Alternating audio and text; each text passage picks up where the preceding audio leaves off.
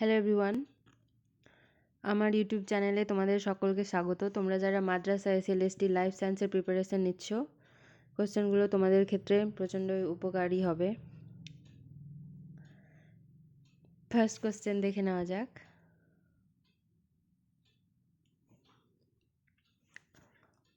Robert Hooke কত খ্রিস্টাব্দে কোষ আবিষ্কার করেন? অপশান এ 1610 খ্রিস্টাব্দে, 1660 খ্রিস্টাব্দে, 1665, 1640। এখানে মার্ক করে দেওয়া আছে, তোমরা অ্যান্সার দেওয়ার চেষ্টা করো। তো অ্যান্সার হয়ে যাবে 1665 খ্রিস্টাব্দে। অপশান সি, কোষ পর্দাকে পিএলপি ত্রিস্তরীয় পর্দারূপে কোন বিজ্ঞানী অভিহিত করেন? Sladen, Robertson, Daniel, Smith.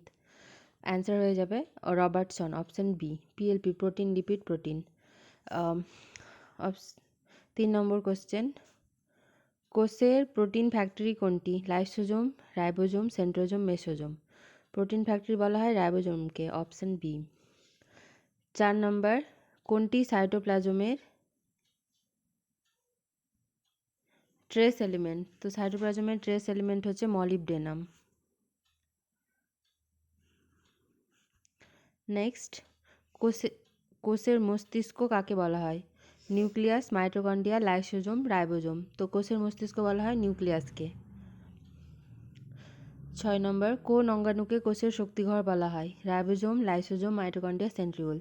Option C হয়ে যাবে কারেক্ট অ্যান্সার, মাইটোকন্ড্রিয়া। কোষের ক্ষরণ নিয়ন্ত্রণ করে কোন অঙ্গাণু? Mitochondria, ribosome, lysosome, Golgi body. কোষের ক্ষরণ নিয়ন্ত্রণ করে গোলগি বডি। নিচের কোনটিকে সুইসাইড ব্যাগ বলা হয়? Ribosome, lysosome, nucleus, centrosome. Suicide bag বলা হয় লাইসোজোমকে, option B is the correct answer. ভিডিওটা ভালো লাগলে আমার চ্যানেলটাকে সাবস্ক্রাইব করো এবং আরও এরকম ভিডিও পেতে বন্ধুদের সাথে শেয়ার করো। Thank you.